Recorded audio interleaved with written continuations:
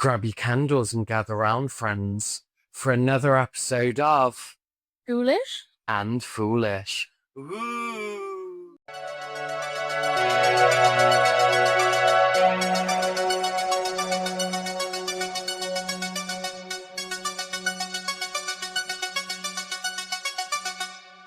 Welcome back, friends. And on this week's episode, we're going to be diving into a Welsh serial killer. Ooh.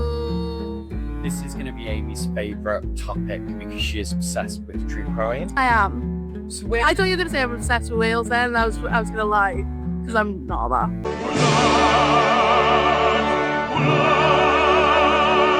True crime. Yeah. We're going to dive into John Williams Cooper, the Bullseye Killer. Correct.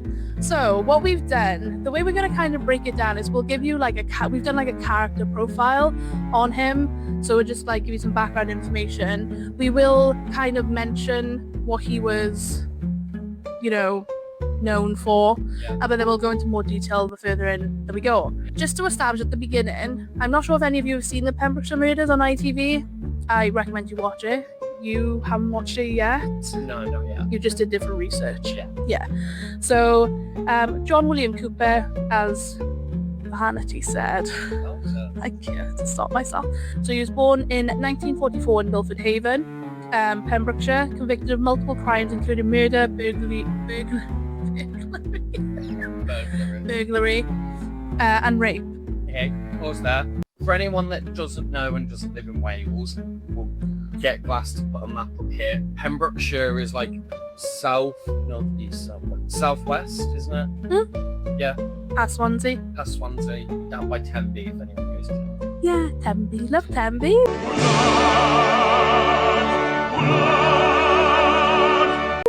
Love Tenby. And there's another popular figure that you'll see more predominantly in the ITV series is Detective Chief Superintendent Steve Wilkins. So this is the police officer who later reopened the cold case. So this was a cold case. And led the investigation that led to Cooper's conviction. So just some basic information about him. So his date of birth, September 3rd, 1944. Do you know what star sign that is? Capricorn. You're a Capricorn, you're born in January. Oh, September. I was like September 3rd, Virgo. There you go. Anyway, moving on. So his nationality is British, obviously because we're part of the United Kingdom.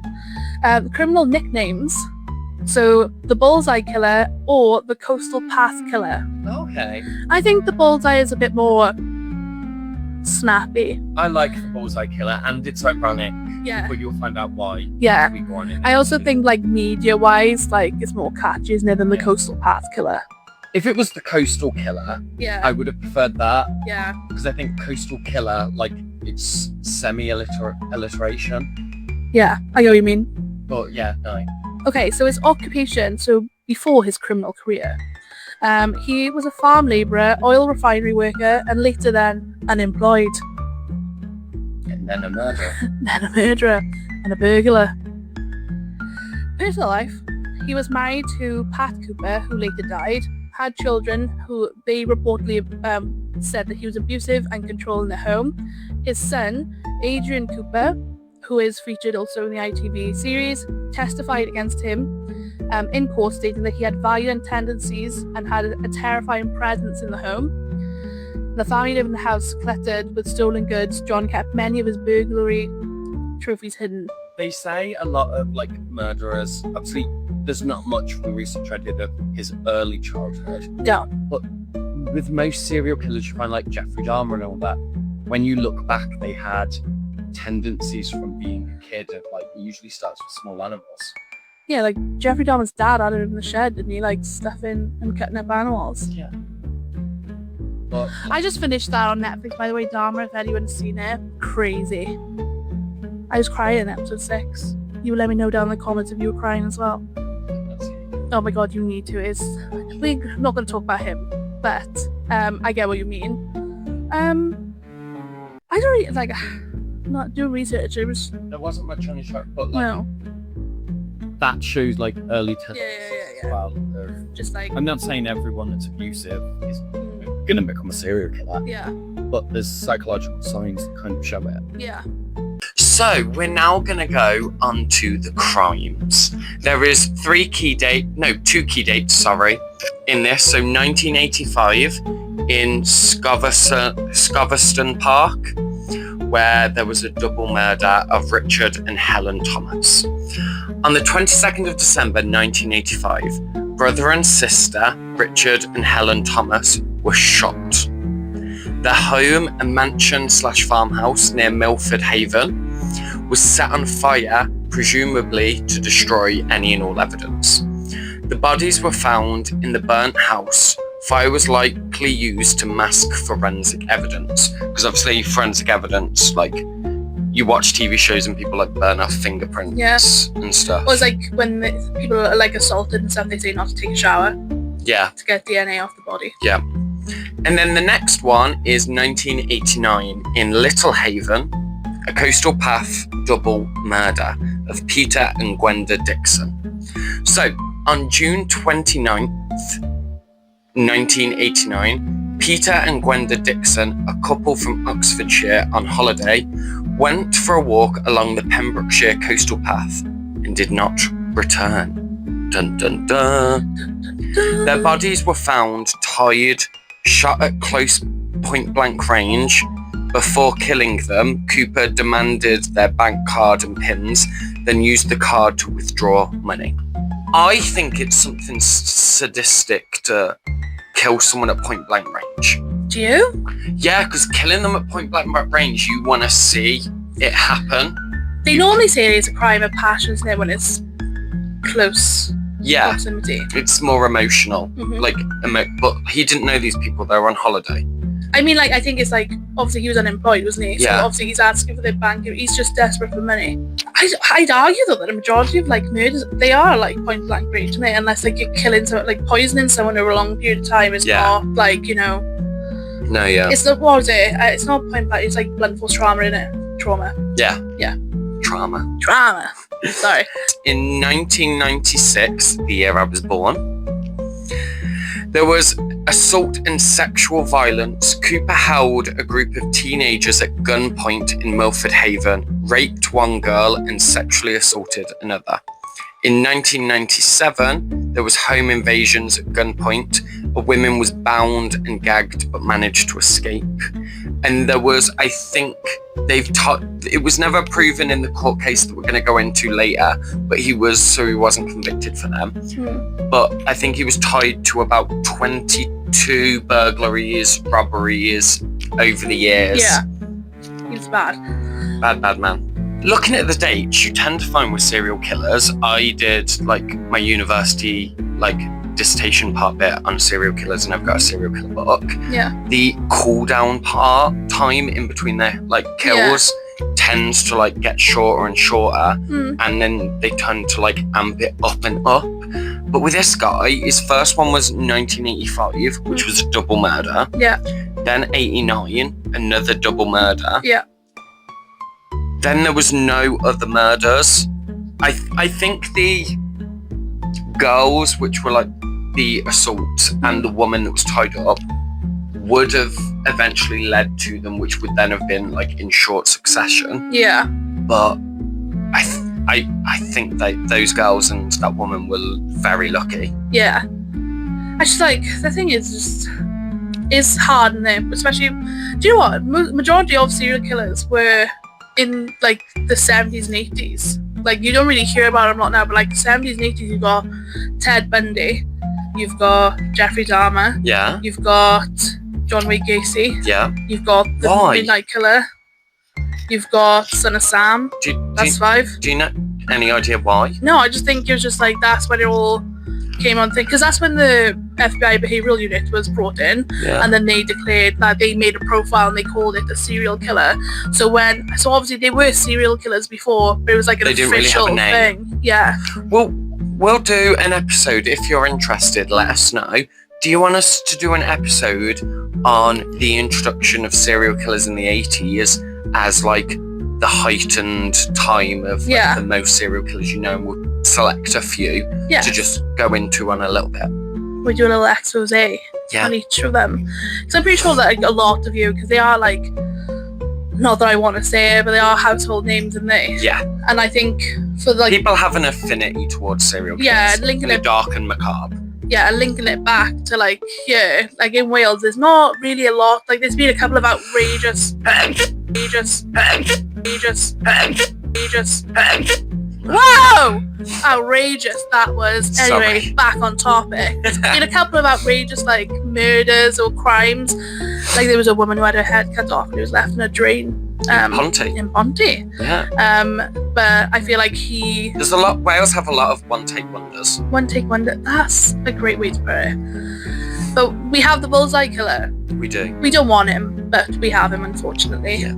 We are going to go into now the investigations and the failures. Both double murders in 1985 and 1989 were initially investigated, but with limited forensic technology, leads with few and no successful prosecutions at the time. Yep. Witnesses, artist sketches, and promotions for public to help, like Call outs, yeah. Took place. And the Thomas case involved a large murder squad initially, but then there was nothing really that came off the back of it. So they kind of just shut it down. Correct. So, off the back of that, so that was in the 80s. Yep. So mid to late 80s. So we're going into now the breakthroughs and the reopening of the case. Because again, bearing in mind, this was a cold case. This is how we got his name. Yes. Cold case review and Operation Ottawa. So in 2006, Steve Wilkins of Dyfed Powys Police reopened the 2 double murders.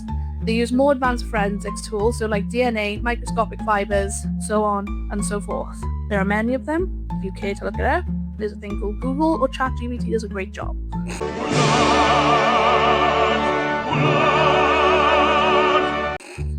So, do you want to... Because I know you were very excited to announce why he was the Bullseye Killer, so I'm going to pass over my handy-dandy notes to Josh. To Josh? So, the reason he's called the Bullseye Killer is... Do you see excitement? Back in 1989, Cooper appeared on a TV show called Bullseye shortly before the Dixon's murders. A sketch of the suspected killer from 1989 was remarkably similar to Cooper as seen on that Bullseye episode. The hairstyle, the appearance.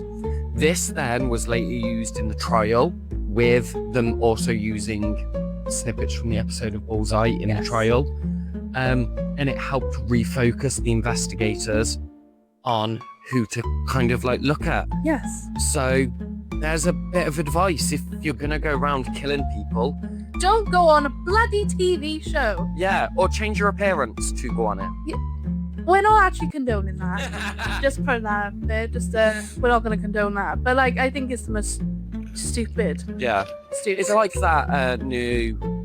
That's someone who's arrogant. Woman of the Hour, the Anna Kendrick films based off the serial killer who went on the American Idol show. Blind Date. Yeah. Yeah. Mad. Mental. Crazy. Yeah. I just don't understand. But again, as someone who thinks that they would definitely... They had in the bag and go get away with it. Yeah. DNA. So a drop of Peter Dixon's blood was found on the khaki shorts seized from Cooper's home. Just like topic. Was I with you when someone said something was called khaki and it was literally caramel coloured? Was it Jake who said it was khaki? Yes. I just wanted 2 seconds of shame. Moving on. Being caramel, not the same colour. Correct. Shotgun. The same 12-bore shotgun was found to have been used in both Thomas and Dixon murders. The murder weapon was recovered from Cooper's previous burglaries/robberies. Jeez. So arrest and trial. Shotgun's wild as well, like to kill someone, like close range, because obviously it goes. Yeah. And like. Do look at the camera and do that again. Jake, I want a slow motion, please. 3, 2, 1.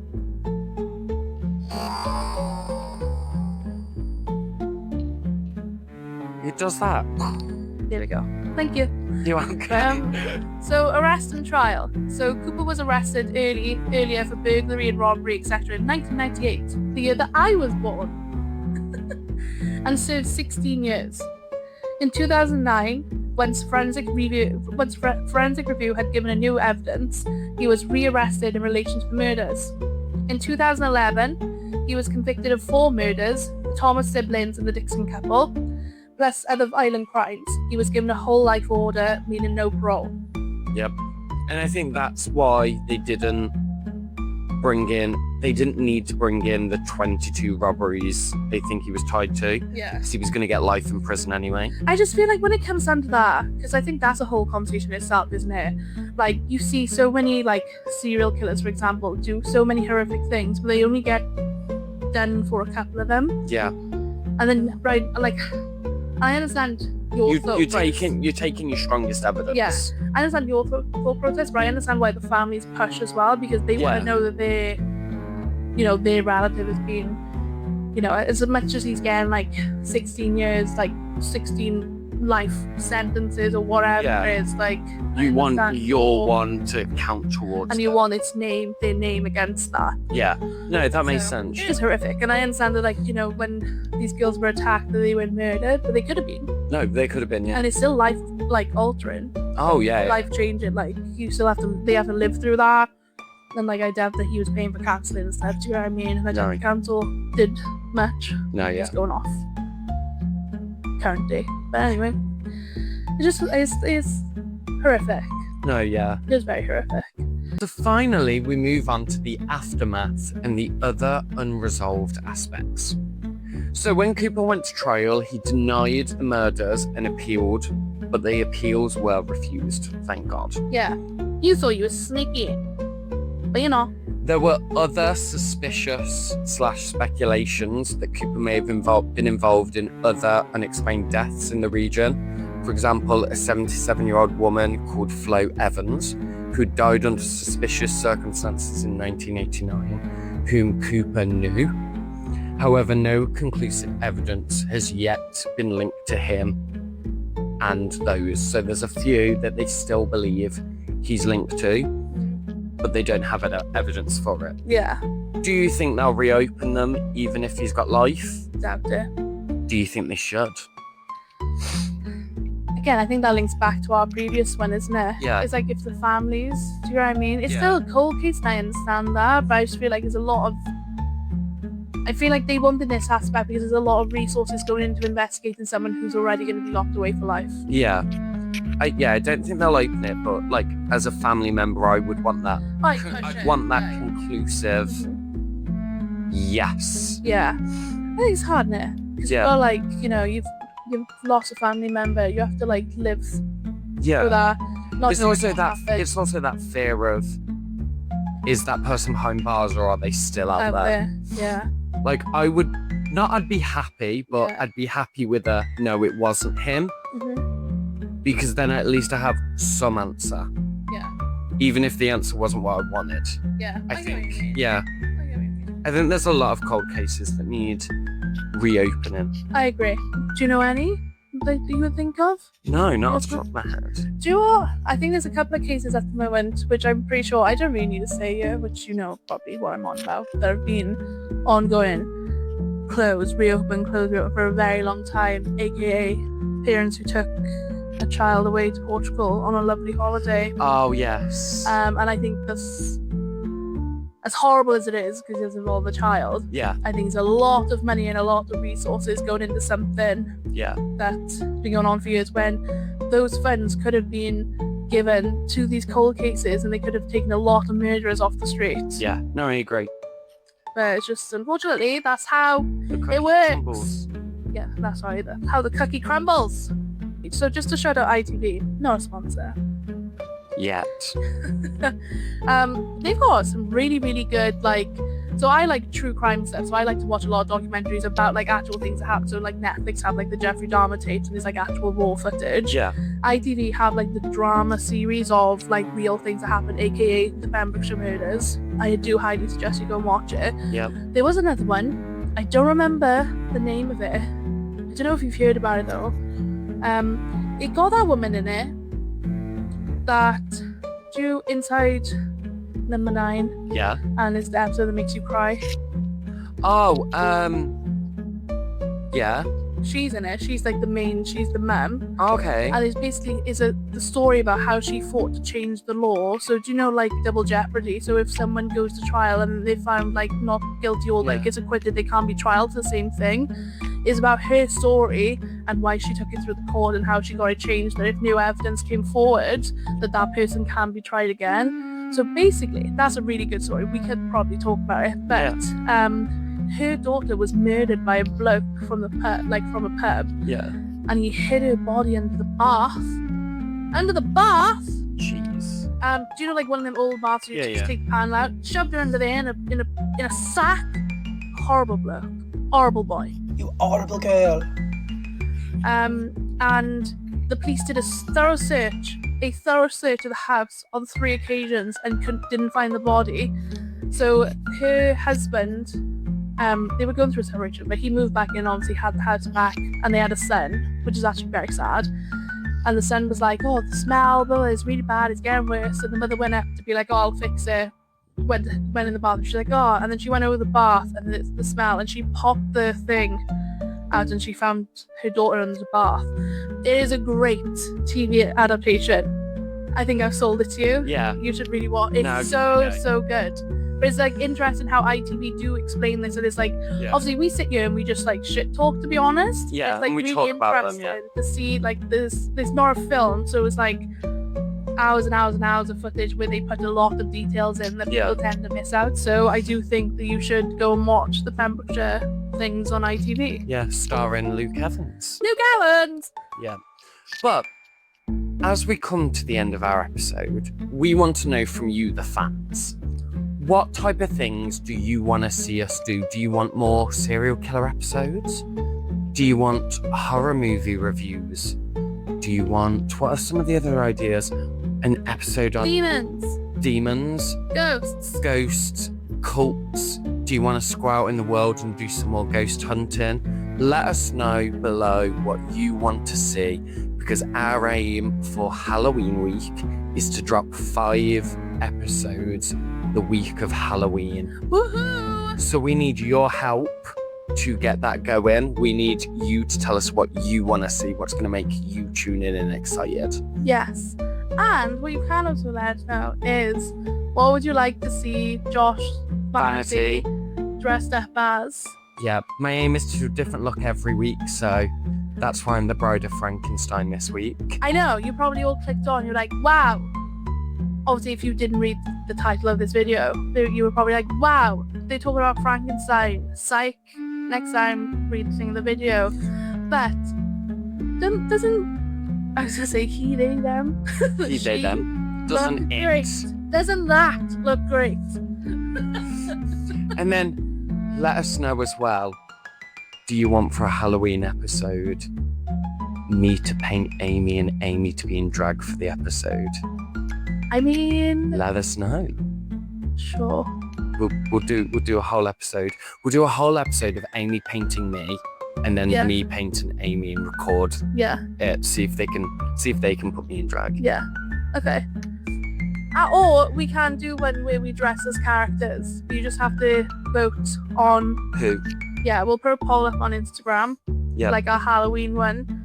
Obviously, it's the start of Vandy come back as it's the start of October. So yes. What's gonna help you get through spooky season? Yes. And that's been your episode of Ghoulish and Foolish. Ooh.